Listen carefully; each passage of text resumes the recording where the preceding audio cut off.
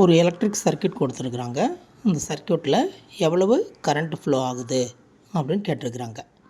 இந்த சர்க்யூட்டில் பார்த்தோம் சொன்னாக்க ஒரு 9 வோல்ட் பேட்ரி இருக்குது, 6 ரெசிஸ்டன்ஸ் இருக்குது, அது போக 2 டயோடு இருக்குது. இப்போ கன்வென்ஷனல் கரண்ட் பார்த்தோம் சொன்னாக்க பேட்டரியினுடைய லெஃப்ட் ஹேண்ட் சைடில் இருக்கக்கூடிய பாசிட்டிவ் சார்ஜிலேருந்து ஃப்ளோ ஆகும். ஓகேங்களா? அப்போ ஃபஸ்ட்டு லெஃப்ட் ஹேண்ட் சைடில் இருக்கக்கூடிய 5 ohms ரெசிஸ்டர் வழியாக உள்ளே போய் திருப்பி இந்த 10 ohm ரெசிஸ்டர் பக்கத்தில் 2 டைவர்ட் ஆகும். 10 ohm பக்கத்தில் ஒரு கரண்ட்டும் அந்த டயோடு பக்கத்தில் வேறொரு கரண்ட்டும் ஃப்ளோ ஆகும்.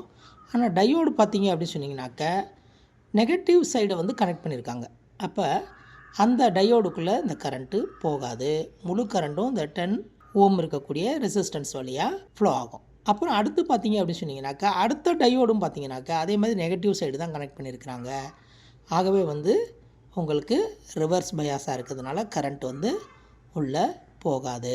அதுக்கு பதிலாக இன்னொரு அந்த சென்டரில் இருக்கக்கூடிய 5 ohm ரெசிஸ்டர் இருக்குது பாருங்கள், அது வழியாக ஃப்ளோ ஆகி திருப்பி இந்த மேலே இருக்கக்கூடிய 10 ohm ரெசிஸ்டர் வழியாக வெளியில் வந்து நெகட்டிவ் பார்ட் ஆஃப் த பேட்டரியை வந்து அடைஞ்சிரும். ஓகேங்களா? கரண்ட் ஃப்ளோ இப்படி தான் இருக்கும். 2 டயோடுமே ரிவர்ஸ் பயாஸ் பண்ணியிருக்கிறாங்க. அதனால் உள்ளுக்குள்ளே கரண்ட் எதுவும் ஃப்ளோ ஆகாது.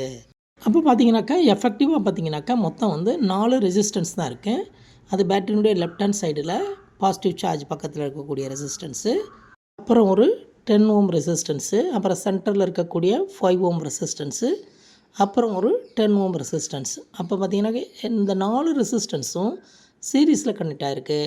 அப்போ டோட்டல் எஃபெக்டிவ் ரெசிஸ்டன்ஸ் வந்து 30 ohm. அப்போ ஓம்ஸில் அடிப்படையில் பார்க்கும்போது current I equal to voltage divided by resistance, that is nothing but 9 divided by 30, 0.3 amps. Option 4 is the correct answer.